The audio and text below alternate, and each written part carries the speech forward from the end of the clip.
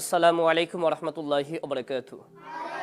আলহামদুলিল্লাহ আলহামদুলিল্লাহি ওয়াহদা ওয়াসসালাতু ওয়াসসালামু আলা মান লা নাবিয়্যা বা'দা আম্মা বা'দ। আলহামদুলিল্লাহ, সুপ্রিয় দর্শক শ্রোতা ও প্রিয় দিনী ভাইরা, হামজা রাদিয়াল্লাহু আনহু সালাফিয়া মডেল মাদ্রাসার মসজিদ থেকে আমরা আমাদের ছাত্রদের আজকে বাস্তব পবিত্র কোরআন এবং সহিহ হাদিসের আলোকে রাসূলুল্লাহ সাল্লাল্লাহু আলাইহি সাল্লামের পদ্ধতিতে বাস্তব আমরা সালাতের প্রশিক্ষণ দেব ইনশাআল্লাহ। সকলেই দোয়া করবেন আমরা যেন সকলেই সুন্দরভাবে নবী সাল্লাল্লাহু আলাইহি সাল্লাম যেভাবে সালাত পড়েছেন আমরাও যেন আমাদের এই ছোট ছোট সোনামণি আমাদের সন্তানদেরকেও আমরা যেন রাসূল সাল্লাল্লাহু আলাইহি সাল্লামের আদর্শে তাদেরকে যেন সালাত বাস্তবায়িত করার তৌফিক যেন আল্লাহ সুবহানাহু ওয়া তাআলা যেন দেন। আল্লাহ কবুল করে নিন, আল্লাহুম্মা আমিন। সুপ্রিয় দর্শক শ্রোতা ও প্রিয় দিনী ভাইরা, আপনারা জানেন যে রাসূল সাল্লাল্লাহু আলাইহি সাল্লাম যেভাবে সালাত আদায় করেছেন বর্তমান সময়ে সেই সালাত আর নবী সাল্লাল্লাহু আলাইহি সাল্লামের সালাত আসমান জমিন যেমন তফাৎ তেমন তফাৎ।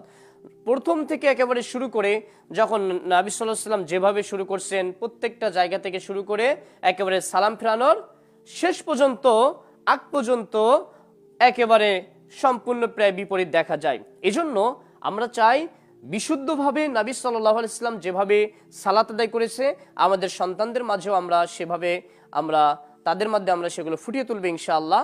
এবং আমাদের এই যে ছোট্ট ছোট্ট সোনামণি এরা সকলেই আলহামদুলিল্লাহ সালাত আদায় নিজেরা করে এবং যখন বাড়িতে চলে যায় আদায় করাতে পারে। আজকে তার মধ্যে আমাদের একটা ছোট্ট সোনামণি আরাফাত বিন রুহুল আমিন, সে আজকে আমাদের সালাত আজকে আদায় করবে 2 রাকাত ইনশাআল্লাহ।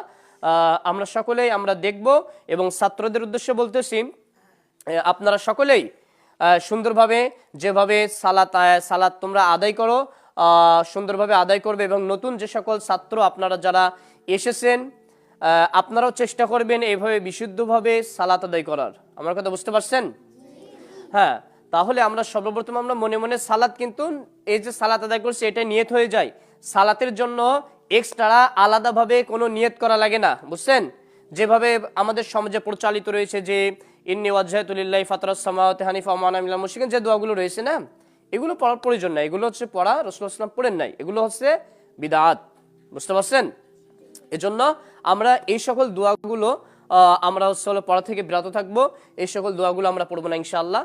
পরবর্তীতে যখন আমরা সালাতে দাঁড়াবো মোস্ট ইম্পর্টেন্ট যে বিষয়টি সেটা হচ্ছে সালাতে দাঁড়ানোর সময় আল্লাহ নবী সাল্লাল্লাহু আলাইহি সাল্লাম বলছেন যে তোমরা যখন সালাত আদায় করবে পায়ে পা কাঁধের সাথে কাঁধ মিলাবে। পায়ে পা কাঁধের সাথে কি করতে হবে? কাঁধ মিলাতে হবে। তাহলে আমরা সকলে কি করব? পায়ের সাথে পা কাঁধের সাথে কাঁধ মিলাবো, ঠিক আছে?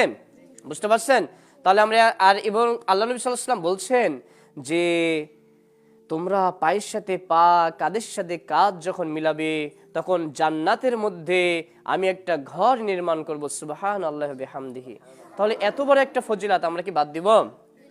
আল্লাহ নবী সাল্লাল্লাহু আলাইহি ওয়াসাল্লাম আরো বলছেন যে তোমরা যখন পায়ে পা কাঁধে কাঁধ মিলাবে আমি যেন পিছন থেকে আমি যেন এভাবে দেখতে পাই তোমরা যেন পিছনে এভাবে সালাত আদায় করতেছো। বুঝতে পারছো? এই জন্য আমরা ফাঁকা জায়গায় রাখবো না। আর ফাঁকা জায়গায় রাখলে সেখানে কি শয়তান প্রবেশ করে। তারপরে আমরা যখন আল্লাহু আকবার বলবো তখন আমরা হাত এই যে কানের লতি এবং এই যে কানের লতি এবং কাঁধ বরাবর আমরা কি করব? এই হাত তুলবো, ঠিক আছে? বুঝতে পারছেন? আর বাকি যে নিয়মগুলো রয়েছে আপনারা তো সবাই জানেন এবং আপনাদের হলো যে